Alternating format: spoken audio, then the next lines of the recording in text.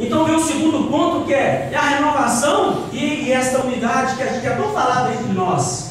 Então veja bem, meus irmãos, nós chegamos a uma conclusão sim lógica, e isso sim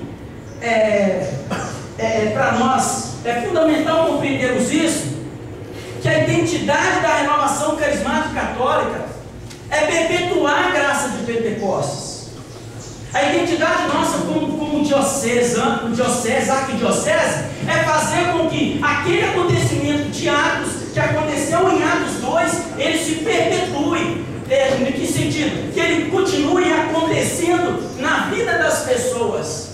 A renovação carismática, então, irmãos, veja bem, é importante então que a gente compreenda que, como identidade, que é viver Pentecostes, ela tem no seu DNA a unidade.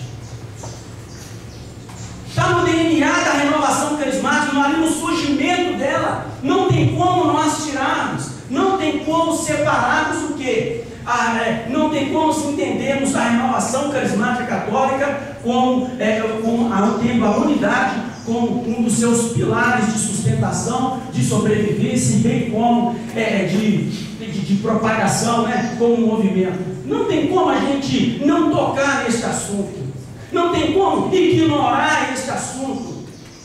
Não tem como a gente, sim, e a renovação carismática, ela tem vários elementos em sua identidade, na sua expressão, como a questão dos carismas, né? A questão do louvor, da nossa forma de se expressar, mas veja bem, um dos pilares é a unidade, e não tem como tirar isso, porque está no nosso DNA, está acima de tudo no desejo de Deus.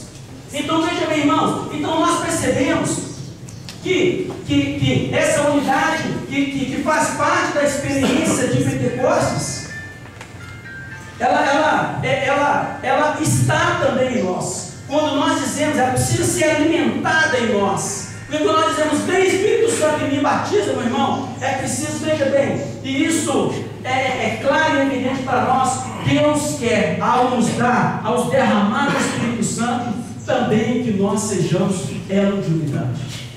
Que nós trabalhemos a unidade, que nós desenvolvemos a unidade, está junto, está dentro, e faz parte da experiência. Eu não estou agora analisando a renovação como movimento, mas a experiência do batismo, ali está contido nela, esse forte desejo de Deus para que sejamos juntos. Veja bem, irmãos, e se nós talvez pudéssemos, talvez enumerar, aquilo que marca essa experiência, nós poderíamos dizer, entre várias consequências da experiência pessoal, que é o que? Conversão, santidade, assim, que acontece na nossa vida, é conversão, um ardor missionário que vai da nossa vida, são marcados pelas experiências, pelos carismas que começam a se aflorar, tudo isso são marcas da experiência pessoal, essa experiência do batismo do Espírito Santo. Mas, irmãos, se nós, pelo que a Sagrada Escritura revela para nós, se nós tivéssemos de enumerar, eu não tenho dúvida que o desejo da unidade ele traria como um dos principais elementos, como um dos principais desejos de Deus a nos revelar, ao se manifestar em nossa vida e em nosso coração. Amém? Veja bem, irmãos, e é exatamente sobre isso, quando eu estava rezando, quando eu meditava sobre essa questão da unidade, como elemento presente nessa experiência, que está presente na renovação, que assim, que me veio a imagem assim, de como um corpo humano, para que todas as partes do corpo humano possam ter suas funcionalidades funcionando bem, é preciso que o sangue percorra. Então, o sangue percorre todo o corpo, mas assim, eu senti muito claro no meu coração as veias como as veias que conduzem o sangue, como essa unidade. Aquilo que liga, aquilo que faz com que passe a graça no meio de nós, aquilo que quer o canal para que chegue e se prolifere no meio de nós, né? A graça do batismo que aconteceu em nossas vidas, hoje estamos aqui numa instância e que precisa ser repassada para nossas dioceses, para nossos grupos de orações. Amém, irmãos? Mas como nós podemos então viver de fato isso que está ali, olha, no cerne da renovação, a identidade como um ponto forte a ser trabalhado, como nós podemos viver isso no nosso movimento.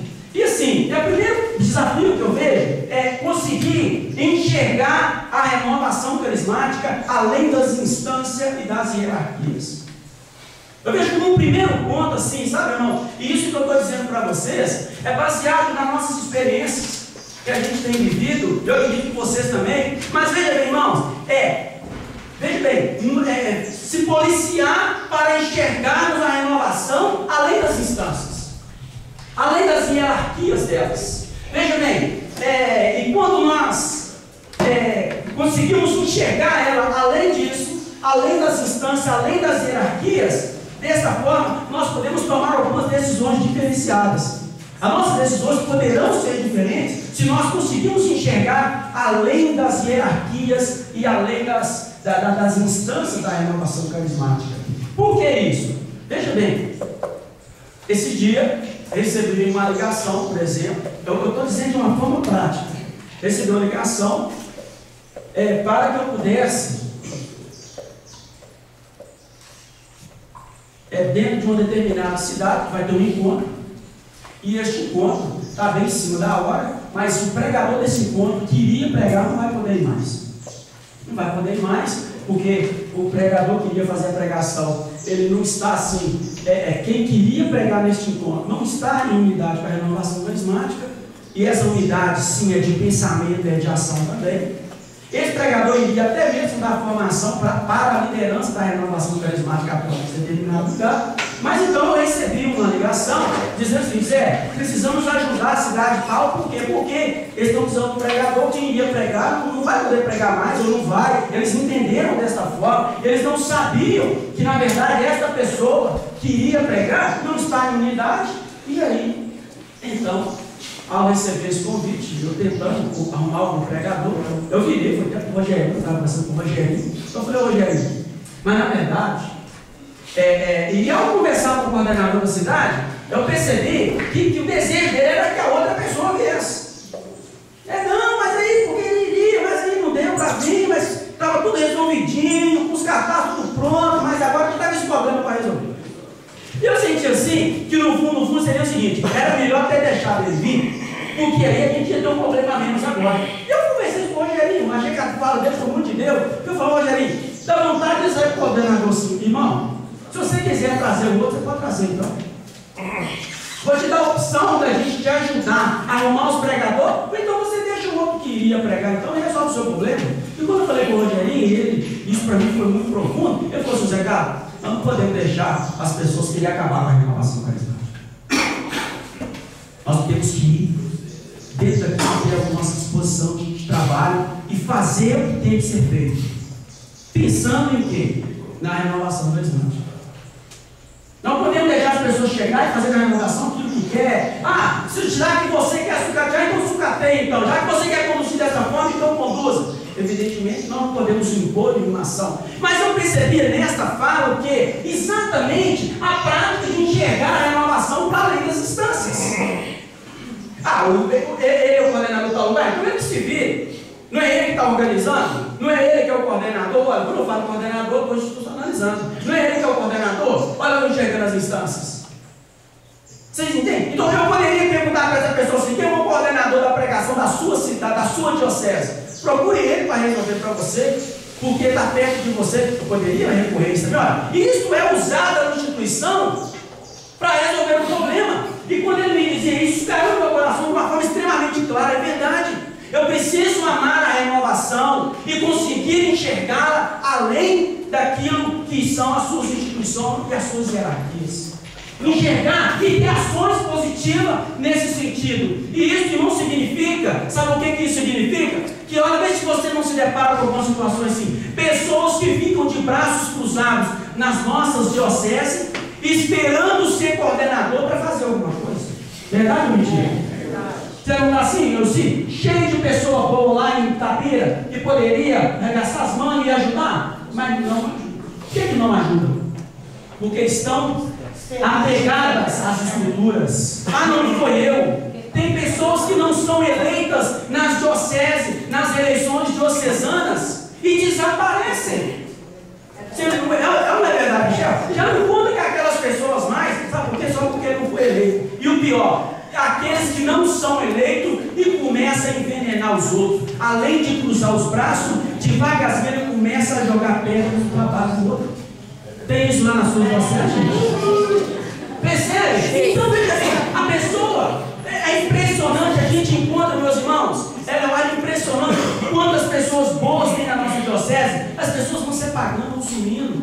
Claro, não vai dizer que a culpa é só delas, porque às vezes nós, como estamos à frente também, a gente acaba contribuindo para isso. Mas isto é enxergar a instituição além da graça. E a graça, ela antecipa a hierarquia. A graça, ela antecipa essa institucionalização da renovação carismática. A graça antecipa. Então, se eu consigo enxergar isso, a minha atitude muda. A minha atitude muda. Eu olho para vocês, fico lembrando da diocese de vocês, e fico lembrando quantas dificuldades vocês têm lá, e quantas pessoas boas vocês têm lá, mas não se apresentam. Não se apresentam. Não são capazes de chegar e falar, não conta comigo. Veja bem, irmãos, então, quando nós conseguimos enxergar a renovação para a lei como uma graça que Deus então deu para a igreja, irmãos, eu trabalho independente daquilo que eu sou. Então, uma coisa que eu aprendi na minha vida foi isso: dar o meu melhor, independente de cargos ou funções, porque os cargos passam, as funções passam, o serviço passa. Mas a função de pregador ninguém me tira, de dar o melhor, que falar assim, conta comigo, olha, eu estou disponível. Olha, eu estou disponível, pode contar comigo. Ah, mas eu não concordo com aquilo que você está dizendo. Não, irmão, conta comigo. A obediência, o princípio da unidade não é a concordância.